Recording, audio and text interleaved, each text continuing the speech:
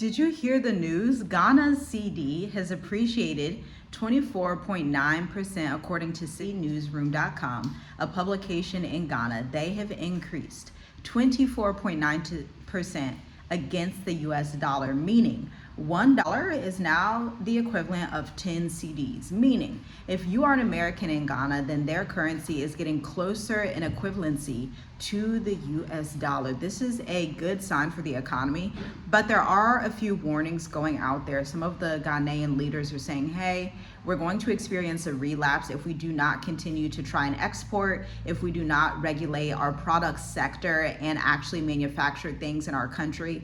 But when I think long term, I think this is a huge step in the right direction. Obviously, if you're an investor, you invest in stocks, you invest in Forex, whatever it is, then you know the charts, you know technical analysis, you know you can have an uptrend and downtrend.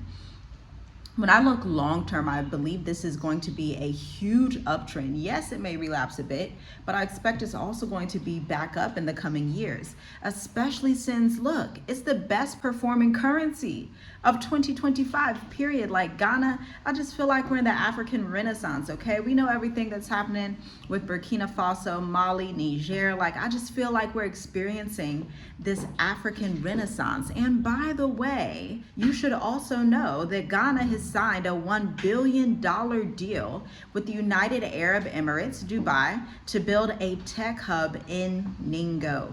This is going to accelerate the economy like crazy. It's going to position Ghana, especially for me as an entrepreneur that owns a marketing agency. I look at this like, okay, Ghana is going to be the place on the African continent, aside from Nairobi and South Africa, where you can go meet up with other entrepreneurs, get to that global stage, do some networking. Obviously, you're going to be able to meet people from Dubai and the United Arab Emirates when they visit from Ghana. Now, I don't know how long this thing is going to take to come to pass, but this is a huge development, especially in the midst of the Ghanaian cedi increasing. Now, what I love about what Ghanaian leaders are saying, they're being very sober about this. They're not being very prideful. They're like, hey, in order to maintain this growth and for us to experience resilience, we're going to have to make our own products and export our own products. We're going to have a better economy to match this, but I do believe Ghana will be able to do that. Even if they do relapse a little bit, I don't think it's going to be like, oh, it's going to be relapsed forever. I think it is going to be on a steady increase, a steady uptrend. Now, I'm reading from citynewsroom.com in Ghana, and the article is called Cedi will depreciate by December if local production is neglected. That's the caveat. If local production is neglected, this is why it's so important for countries to actually produce their own goods and then sell those across the world, then sell them also within their own countries.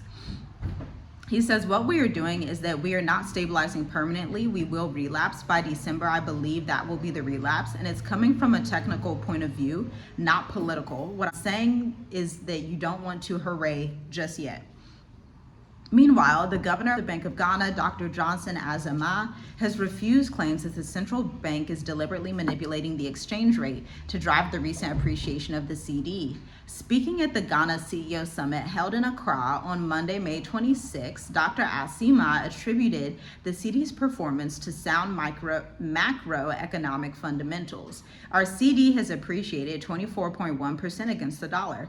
Let me emphasize that the central bank is not using international reserves to prop up the cedi, nor are we engineering an unstable appreciation.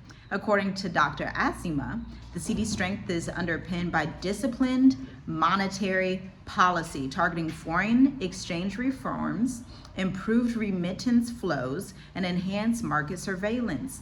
These are not short-term interventions. They are deliberate, structure changes aimed at ensuring long-term stability, he added.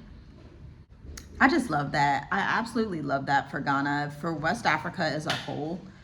Good news like that. Obviously, what's happening with Burkina Faso, I just see West Africa right now as that leader like they were during the times of the civil rights movement on the African continent. I just see them being those leaders to help bring some stability and production in country to stabilize African markets, to show that Africans can be enterprising, can run successful firms, do run successful firms, and are attractive to foreign investors.